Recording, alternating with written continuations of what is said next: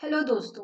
Welcome to newspaper से प्रश्न पत्र तक की सीरीज। हमारा मेन टारगेट है आपको वो सारी न्यूज़ेस कवर करवाना जो कि आपको मेंस में मदद कर सके और प्रीलिम्स में ऑप्शंस एलिमिनेट करके सही ऑप्शन तक पहुंचने में आपकी मदद कर सके।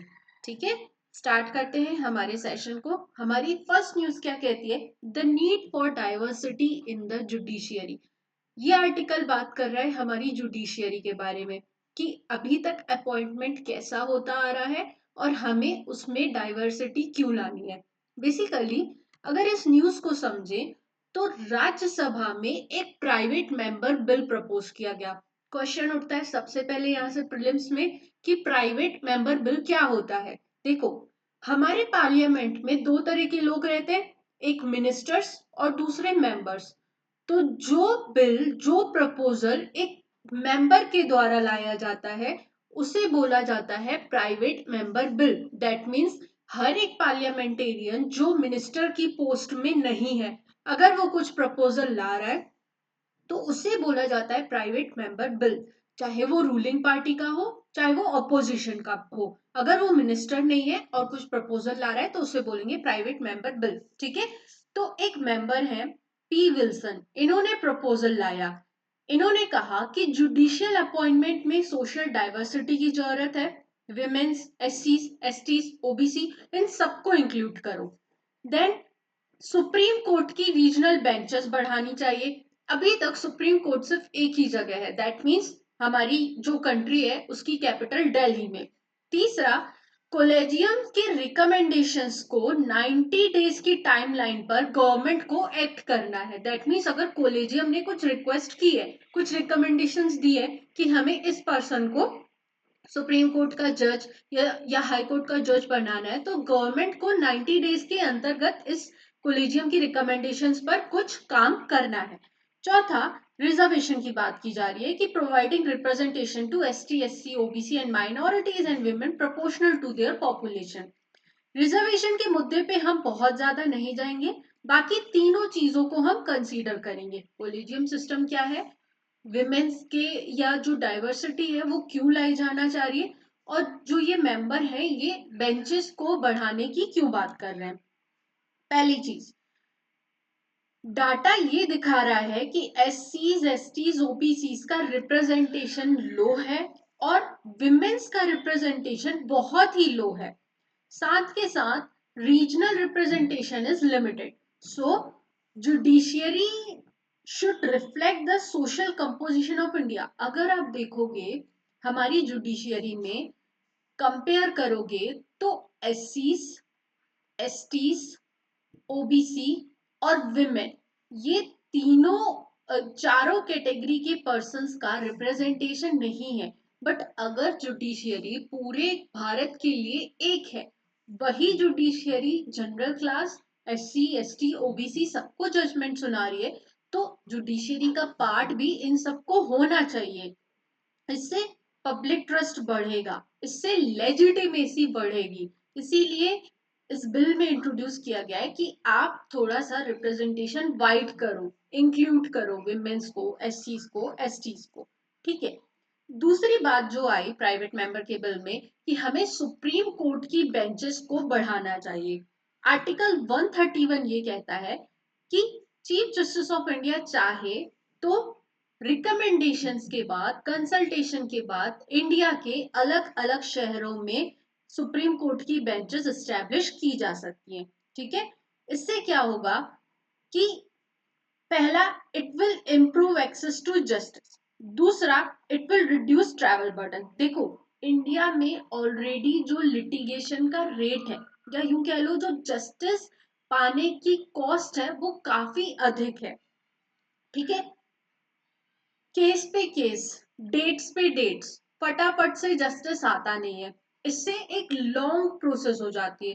बार बार एक पर्सन का दिल्ली जाकर के सुप्रीम कोर्ट में केसेस की सुनवाई में प्रेजेंट रहना इतना इजी नहीं है। इसीलिए जस्टिस को इंश्योर करने के लिए कि पूरी लेंथ एंड ब्रेड्थ भारत के हर एक कोने तक जस्टिस हो सके, जस्टिस मिल सके, इसके लिए सुप्रीम कोर्ट की बेंचेस बढ़ाने की जरूरत है।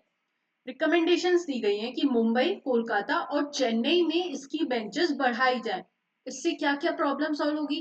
पहला, जो आपकी सुप्रीम कोर्ट में ह्यूज पेंडेंसी है वो कम होगी। जस्टिस जो अभी तक लिमिटेड है वो ब्रॉडेन हो पाएगा। और जो एक्सपेंसिव है, ट्रेवल एक्सपेंसेस, बार बार सुप्रीम कोर्ट जाना, वो सारे भी कम होंगे। जो हमारे प्रियम्बल में कहा गया है, we have to ensure the justice, you can do that thing by enhancing the benches, by increasing the benches of Supreme Court. ठीक है। अब दूसरी बात, हम अब आते हैं सीधा सीधा जुडिशियरी के अपॉइंटमेंट में। जो कॉलेजियम सिस्टम की बात की गई है, बहुत इंपॉर्टेंट टॉपिक है। यहां से मेंस में क्वेश्चन आता ही आता है, मेंस प्रीलिम्स दोनों में। सो समझते हैं। हमारे इंडियन कॉन्स्टिट्यूशन का आर्टिकल 124 ये बात करता है कि जो सुप्रीम कोर्ट के जजेस हैं वो अपॉइंट किए जाएंगे by the president after consulting CJI. Chief justice of India को कंसल्ट करने के बाद प्रेसिडेंट अपॉइंट करते हैं हमारे सुप्रीम कोर्ट के जजेस को। हाई कोर्ट के जजेस आर अपॉइंटेड बाय आर्टिकल 217। ये भी अपॉइंट किए जाते हैं प्रेसिडेंट के द्वारा after consulting chief justice of India, governor of state and high court के चीफ जस्टिस को कंसल्ट करने के बाद। ठीक है। अब कोलेजियम सिस्टम कैसे आया? देखो, हुआ क्या, हम सब जानते हैं इंदिरा गांधी जी का टाइम पीरियड। 1973 में केशवानंदा भारती केस आया। केशवानंदा भारती केस के बाद जस्टिस सिकरी रिटायर हो गए। रिटायर होने के बाद क्या होता था, सीनियर मोस्ट जजेस को चीफ जस्टिस ऑफ इंडिया बना दिया जाता था। लेकिन मैडम इंदिरा गांधी ने क्या किया, 3 जजेस को रिमूव किया। 3 जजेस को सुपर इम्पोज करके जो चौथा जज था उसको उन्होंने चीफ जस्टिस ऑफ इंडिया बना दिया। वहां से सुप्रीम कोर्ट में केस जाता है, जिसे बोला गया SP Gupta versus union of India, जिसे बोला गया फर्स्ट जुडिशियली केस या फर्स्ट जज केस। फर्स्ट जज केस में सुप्रीम कोर्ट से पूछा गया कि भाई, सीजेआई की जो रिकमेंडेशन है, जो प्रेसिडेंट को सीजेआई बोलते हैं कि इस जज को हमें अपॉइंट करना है, क्या वो बाइंडिंग है या प्रेसिडेंट उस एडवाइस को इग्नोर कर सकते हैं? फर्स्ट जुडिशियल केस में ये बोला गया कि president is not binded by the advice of CJI. मतलब कि CJI, chief justice of India, किसी का भी नाम बोले, प्रेसिडेंट बाउंड नहीं है। प्रेसिडेंट चाहे तो किसी और को भी आप जज बना सकते हो। दैट मीन्स यहाँ पर एग्जीक्यूटिव की प्राइमेसी आई। यहाँ पर प्रेसिडेंट अपनी मन मर्जी से किसी भी पर्सन को सुप्रीम कोर्ट का जज बना सकता है। सेकेंड जज केस आया, SCAORA versus union of India case. Again इसमें क्वेश्चन पूछा गया कि क्या प्रेसिडेंट, जो आर्टिकल 124 में बोला गया है कि president after consulting the CJI, क्या यहाँ पे कंसल्टिंग बाइंडिंग है या नहीं? सेकेंड जजेस केस में बोला गया कि the consulting is binding. Judiciary की अपॉइंटमेंट उनके अपना घर का मामला है। That is, it is primal affair. Judiciary is responsible for their own affairs. किसको अपॉइंट करना है, कौन एलिजिबल है, ये सारी चीजें जुडिशियरी के घर के मामले की हैं। यहाँ पर एग्जीक्यूटिव, दैट मीन्स प्रेसिडेंट को इंटरफेयर करने की जरूरत नहीं है। यहां से इवॉल्व हुआ कोलेजियम सिस्टम। ठीक है। फिर थर्ड जजेस केसेस में कोलेजियम सिस्टम को एक्सपेंड किया गया। बेसिकली होता क्या है, सुप्रीम कोर्ट के अपॉइंटमेंट के समय एक ग्रुप है, 5 मेंबर्स का ग्रुप, जिसमें एक चीफ जस्टिस ऑफ इंडिया और 4 दूसरे सीनियर मोस्ट जजेस, ये सब मिलकर के डिसाइड करते हैं कि कौन सुप्रीम कोर्ट का जज बनेगा। हाई कोर्ट के केस में चीफ जस्टिस ऑफ इंडिया, दो सुप्रीम कोर्ट के जजेस, हाई कोर्ट का चीफ जस्टिस और वहां के जजेस। ठीक है। ये सब मिलकर के डिसाइड करते हैं कि हाई कोर्ट का जज कौन बनेगा। इसे बोला जाता है कोलेजियम सिस्टम। समझ में आया? लेकिन प्रॉब्लम क्या हुई? प्रॉब्लम ये हुई कि अगर जुडिशियरी खुद अपॉइंट कर रही है तो जजेस क्या करते थे, अपने फेवरेट लोगों को टॉप मोस्ट पोजीशंस पर लेकर के आते थे। इससे क्या हुआ, जुडिशियरी में नेपोटिज्म आ गया, ट्रांसपेरेंसी नहीं रही, अंकल जजेस का कॉन्सेप्ट आ गया कि भाई जुडिशरी अपने ही लोगों को, फैमिली के मेंबर्स को प्रमोट कर रही है, आगे आने की कोशिश कर रही है, एक लेवल प्लेइंग फील्ड नहीं है, एक यू कह लो कि ट्रांसपेरेंसी की लैगिंग हो रही है यहाँ पर। ठीक है, 2014 में इस चीज को इम्प्रूव करने के लिए एक अमेंडमेंट लाया गया, 99th कॉन्स्टिट्यूशनल अमेंडमेंट एक्ट, जिसने जिसने क्रिएट किया NJAC, national judicial appointment commission. इसमें यह बोला गया कि एक कमेटी बनाई जाएगी 6 मेंबर्स की, जिसमें 3 मेंबर्स जुडिशियरी से रहेंगे और 3 मेंबर्स एग्जीक्यूटिव से रहेंगे, मतलब गवर्नमेंट के द्वारा अपॉइंट किए जाएंगे। ये 6 मेंबर्स मिलकर के डिसाइड करेंगे कि सुप्रीम कोर्ट का जज कौन बनेगा। ठीक है, वापस से इन 3 मेंबर्स में कौन कौन आएंगे, एक सीजेआई, 2 सीनियर मोस्ट जजेस और 3 एग्जीक्यूटिव जो अपॉइंट किया जाएगा, उसमें एक होगा लॉ मिनिस्टर और 2 एमिनेंट पर्सन जिसको भी एग्जीक्यूटिव अपॉइंट कर रही है। लेकिन 2015 में सुप्रीम कोर्ट ने कहा कि NJAC is abridging the basic structure doctrine. Basic structure doctrine में बोला गया है सेपरेशन ऑफ पावर, एग्जीक्यूटिव और जुडिशियरी अलग अलग होने चाहिए। जुडिशियरी की इंडिपेंडेंस होना बेसिक स्ट्रक्चर का पार्ट है and you can't take away that. इसीलिए एनजेएसी को स्ट्रक डाउन किया गया। ये बोला गया कि ये बेसिक स्ट्रक्चर डॉक्ट्राइन को वायलेट कर रही है और वापस से कोलेजियम सिस्टम को ही प्रैक्टिस में लाया गया।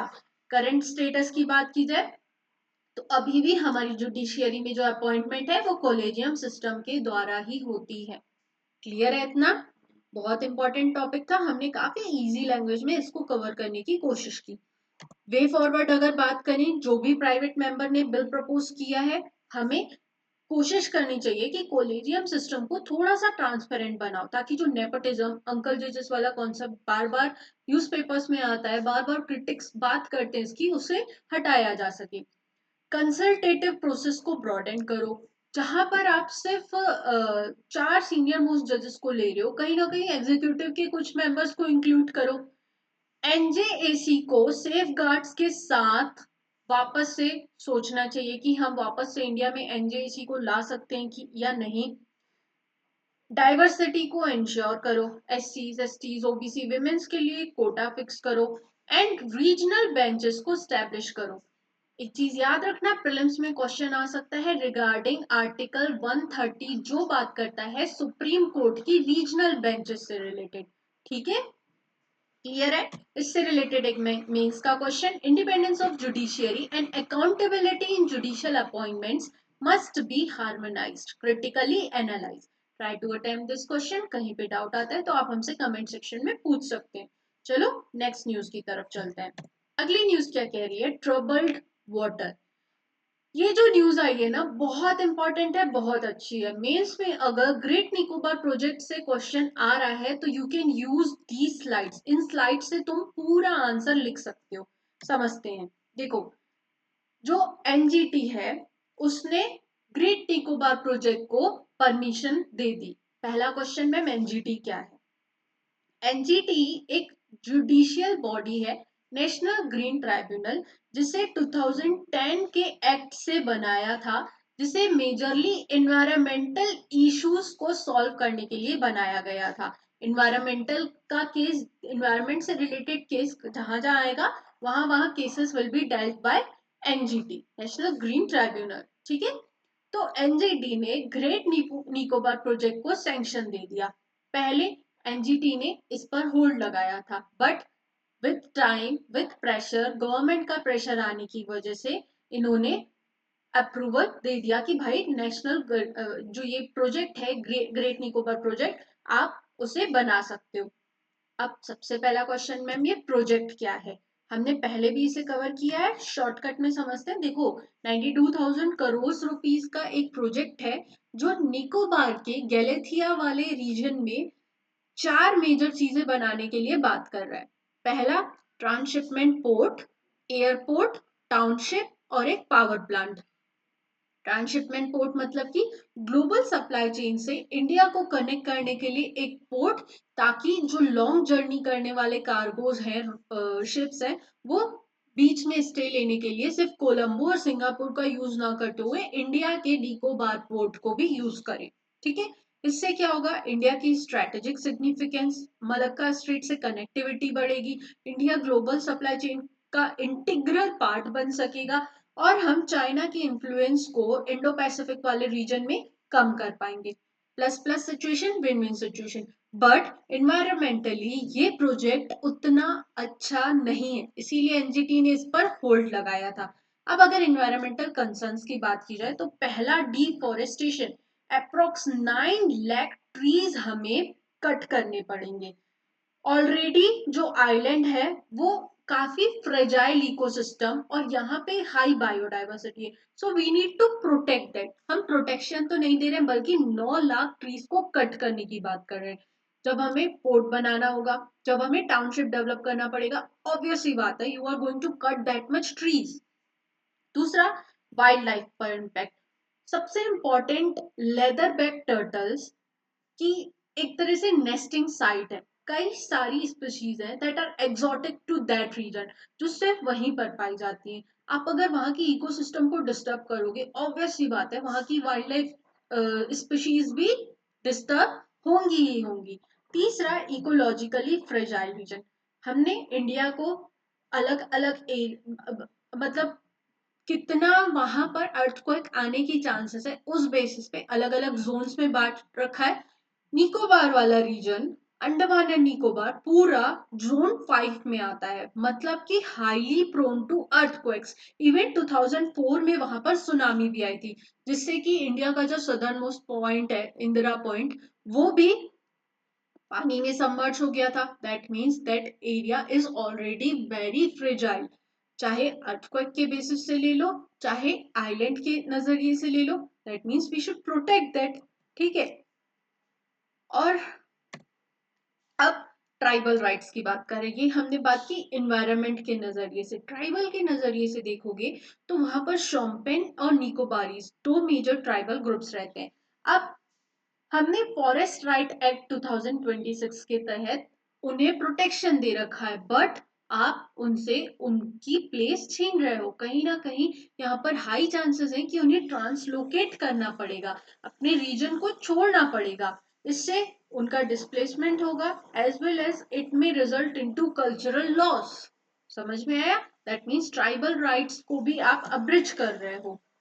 अब यहाँ पर एनजीटी का रोल समझो। हमने एनजीटी को क्यों बनाया, कि आप चीजों को एनवायरमेंटली 360 डिग्री एसेस करके बाद में जुडिशियल अपना जजमेंट दो। बट यहाँ पर एनजीटी चीजों को एनवायरमेंटली क्लियरेंस देने के लिए कहीं ना कहीं गवर्नमेंट की तरफ ज्यादा बाइज्ड हो गई है।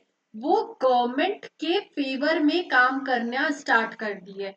इन्वायरमेंटल रिस्क को वो एसेस नहीं कर पा रही है इंडिपेंडेंटली, कहीं ना कहीं प्रेशर की वजह से, या इतनी इंडिपेंडेंसी अभी एनजीटी को नहीं मिली है। सो एनजीटी को अपना रोल वापस से रीडिफाइन करना चाहिए, सोचना चाहिए कि क्या great Nicobar project environmentally sustainable है या नहीं। ठीक है, समझ में आई ये पूरी न्यूज? इस एडिटोरियल में एक बहुत बेस्ट एग्जांपल दिया गया है बनाबा आइलैंड का। ये एक आइलैंड है जिसमें फॉस्फेट की माइनिंग की गई। ये एरिया भी पहले कल्चरली बहुत इंपॉर्टेंट था, एनवायरमेंटली बहुत इंपॉर्टेंट था, लेकिन यहाँ पर थे फॉस्फेट के रिजर्व्स। उसकी माइनिंग स्टार्ट हुई, उसने पूरे इस आइलैंड को खत्म करके रख दिया, जिससे कि पोस्ट रिलोकेशन भी हुआ, ट्राइबल राइट्स भी खत्म हुए, एरिया की जो एक इम्पोर्टेंस थी वो भी कम होती गई।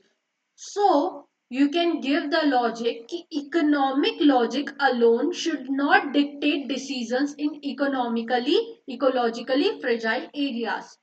जो इकोलॉजिकली फ्रेजाइल एरिया है, जैसे बनावा आइलैंड हो गया, जैसे ग्रेट निकोबार आइलैंड का प्रोजेक्ट हो गया, या ग्रेट निकोबार आइलैंड एरिया हो गया, इन एरियाज में डेवलपमेंट करने के लिए आप सिर्फ इकोनॉमी को ध्यान में रखते हुए डिसीजंस नहीं ले सकते हो कि ये मुझे इकोनॉमिकली बहुत बेनिफिट देगा, तो इसलिए मुझे इस प्रोजेक्ट को फटाफट से स्टार्ट करना ही है। बट यहाँ पर आप इन्वायरमेंट के नजरिए को थोड़ा सा डाउनग्रेड कर रहे हो। हमेशा से लड़ाई रही है डेवलपमेंट और इन्वायरमेंट के पीछे। डेवलपमेंट करने वाले लोग आर्ग्यू करते हैं कि स्ट्रेटेजिक नेसेसिटी है, इकोनॉमिक ग्रोथ होगी, नेशनल सिक्योरिटी इंश्योर होगी, इंफ्रास्ट्रक्चर को पुश मिलेगा। वहीं जो लोग एनवायरनमेंट की प्रोटेक्शन करते हैं वो आर्ग्यू करते हैं कि it is a kind of ecocide. एक बार अगर तुमने इकोलॉजी को डिस्टर्ब कर दिया तो वो इरिवर्सिबल इन नेचर है, उसे तुम वापस से वैसा नहीं बना सकते हो। Tribal displacement, biodiversity loss, weak environmental appraisals. ठीक है, क्लियर है? इस आर्ग्यूमेंट्स को याद रखना, अपने मेंस में लिखने की कोशिश करना। इससे रिलेटेड एक मेंस का क्वेश्चन है, strategic and developmental imperatives cannot override ecological sustainability and tribal rights, discuss with reference to Great Nicobar project। In slide से तुम इस क्वेश्चन को आराम से अटेम्प्ट कर सकते हो। Try to write this out. If you want me I can provide you model answer, just tell me in the comment section. अगली न्यूज में चलते हैं। अगली न्यूज क्या कहती है? AI for people applying technology for social good. देखो, ये एडिटोरियल लिखा गया है मनसुख मंडाविया और गिलबर्ट ई होंगो के द्वारा। Mansukh Mandaviya union minister of labour and employment, वहीं आईएलओ के डायरेक्टर जनरल हैं गिलबर्ट जी। इन दोनों ने मिलकर के ये एडिटोरियल लिखा है और बहुत अच्छा एडिटोरियल है। देखो, इस एडिटोरियल में इन्होंने एक मिसकंसेप्शन क्लियर करने की कोशिश की है। अक्सर हम ये बात करते हैं या कॉर्पोरेट सेक्टर वाले लोगों से ये सुनने को मिलता है कि एआई आने की वजह से कंपनीज लोगों को फायर कर रही हैं, कंपनीज लोगों को बहुत ज्यादा निकाल रही हैं, एआई लोगों को रिप्लेस कर रहा है। बट ये एडिटोरियल ये बात कर रहा है कि एआई लोगों को रिप्लेस नहीं कर रहा है। एआई एक तरीका है जिससे कि आप वर्क और सोसाइटी को ट्रांसफॉर्म कर सकते हो, एक और बेहतर तरीके से वर्क और सोसाइटी को नई जगह तक ले जा सकते हो। सिर्फ एआई जो है ना वो जॉब रोल को चेंज कर रहा है, आपकी क्वालिटी को इनहेंस करने में मदद कर सकता है। ठीक है, एआई इम्पैक्ट समिट इंडिया ने होस्ट की, इसमें यह बताया गया कि AI can shape promote social justice, decent work culture develop किया जा सकता है और इंक्लूसिव ग्रोथ को भी एआई के अंतर्गत लाया जा सकता है। जो सबसे बड़ा आर्ग्यूमेंट है कि एआई लोगों को रिप्लेस नहीं कर रहा है बल्कि ये ट्रांसफॉर्म कर रहा है। कैसे? आईएलओ ने सजेस्ट किया है कि एआई जो है वो रोल्स को रीशेप कर रहा है। अप्रोक्स जहां 4 लोग काम कर रहे हैं वहां एक पर्सन जरूर ऐसा होता है जो कि जनरेटिव एआई की मदद से अपने काम को करने की कोशिश कर रहा है, जिससे कि उसकी प्रोडक्टिविटी और इनोवेशन दोनों इंप्रूव हो रहे हैं। लेकिन जरूरी यहां पर है कि आप चीजों को गवर्न करो। मतलब कि एआई खुद से काम कभी नहीं करेगा। You need human, you need a man जो कि एआई से काम करवा सके। दैट मीन्स यहाँ पर आपका जॉब रोल चेंज हो रहा है, ट्रांसफॉर्म हो रहा है, आपको रिप्लेस नहीं किया जा रहा है। ठीक है, पहला आर्ग्यूमेंट कह रहा है कि AI will transform your job. अब दूसरा आर्ग्यूमेंट ये कह रहा है कि ये इंडिया के लिए सबसे बड़ी अपॉर्चुनिटी क्यों है? बिकॉज इंडिया के पास डेमोग्राफिक डिविडेंड है, यूथ पॉपुलेशन बहुत अधिक है who are capable of using AI. जहां पे बेस बहुत अधिक है, जहां पे लोग अवेलेबल हैं जो यूज कर सकते हैं, दैट मीन्स इससे कि आपका इकोनॉमिक इंक्लूजन बढ़ेगा, सोशल जस्टिस इंश्योर होगा, एम्प्लॉयमेंट जनरेशन के चांसेस बढ़ेंगे।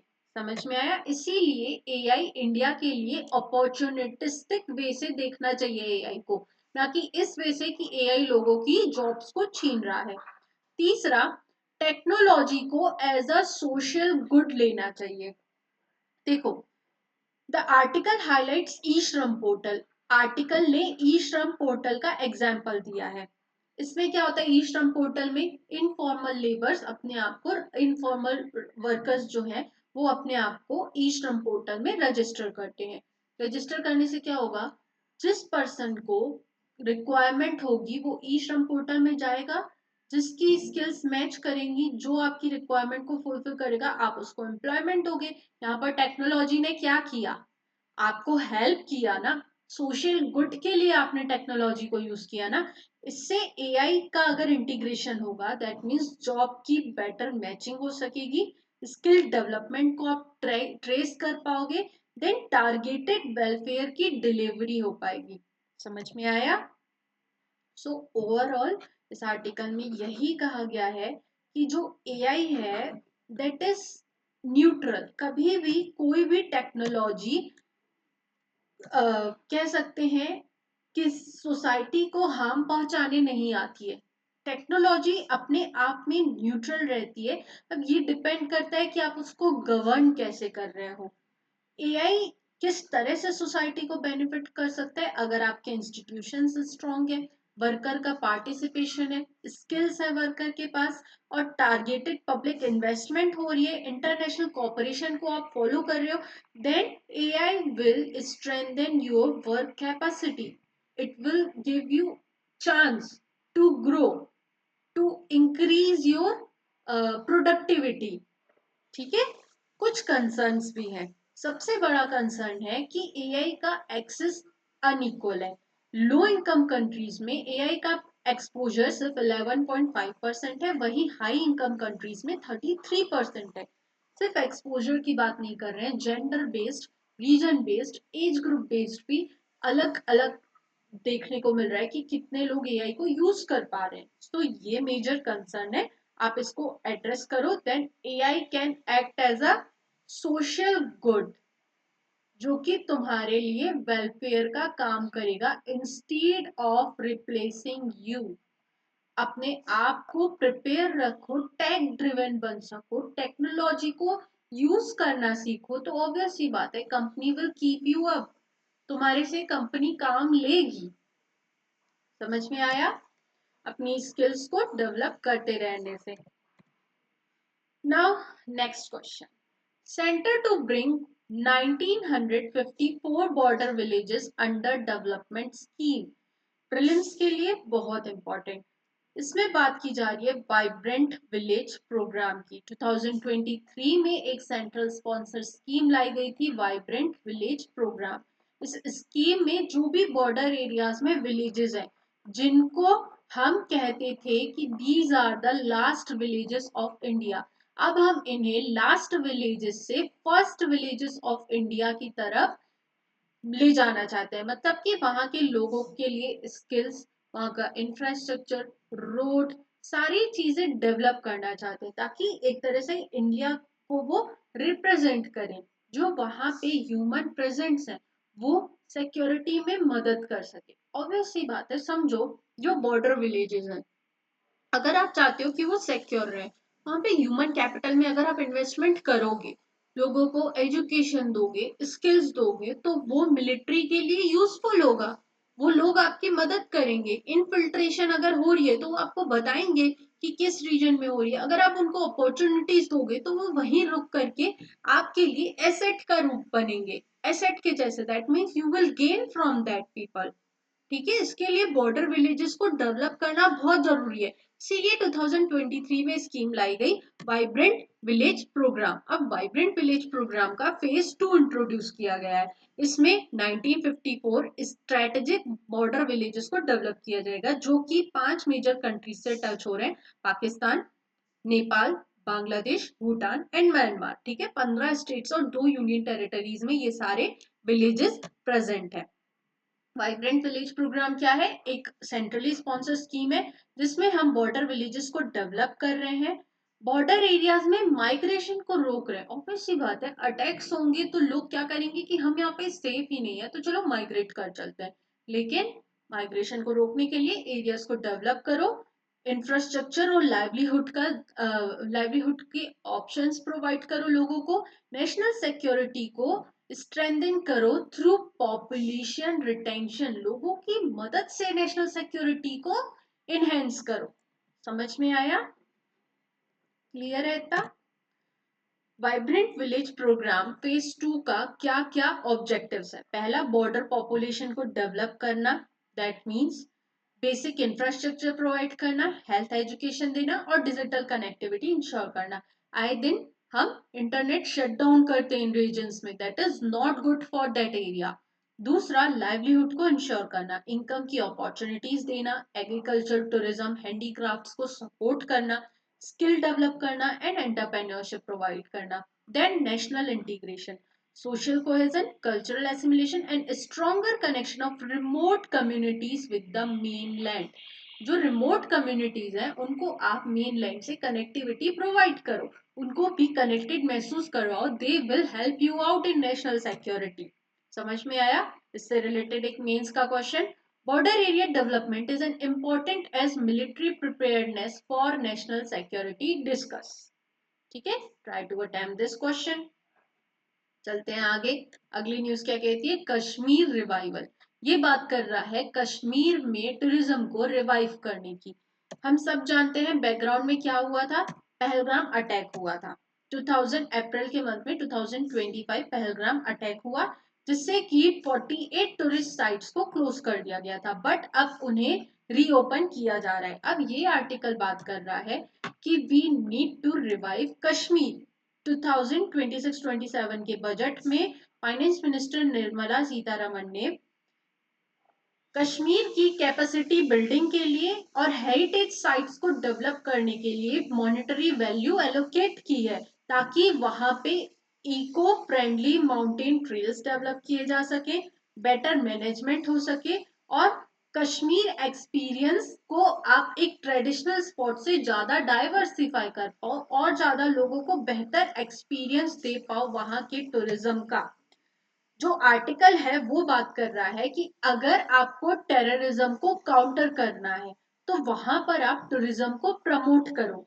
इकोनॉमिक आइसोलेशन और फियर एलिनेशन जो है वो टेररिज्म को, अगर इकोनॉमिकली एरिया पीछे रह जाएगा, एलिनेटेड रह जाएगा, तो टेररिज्म वहां पे पनपेगा, टेररिज्म वहां पर डेवलप होगा।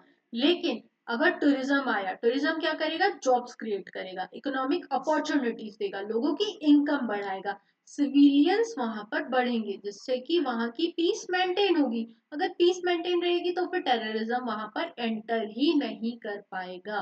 ठीक है, if you want to counter terrorism you should use tourism as a tool. दूसरा, शेयर्ड एनवायरमेंटल गवर्नेंस, मतलब कि कश्मीर बायोडाइवर्सिटी वाला रीजन है, बायोडाइवर्सिटी रिच एरिया है, इकोनॉमिकली फ्रेजाइल भी है और हाईली मिलिटराइज्ड भी है। लेकिन वहां पर आप बेहतर तरीके से चीजों को मैनेज करो, waste management, forest protection, wildlife conflict mitigation. इस तरह से स्टेट्स और सिटीजन्स के बीच में ट्रस्ट बिल्डअप होगा, पीस आएगा, टेररिज्म को आप कहीं ना कहीं काउंटर कर पाओगे, इससे कश्मीर का रिवाइवल होगा।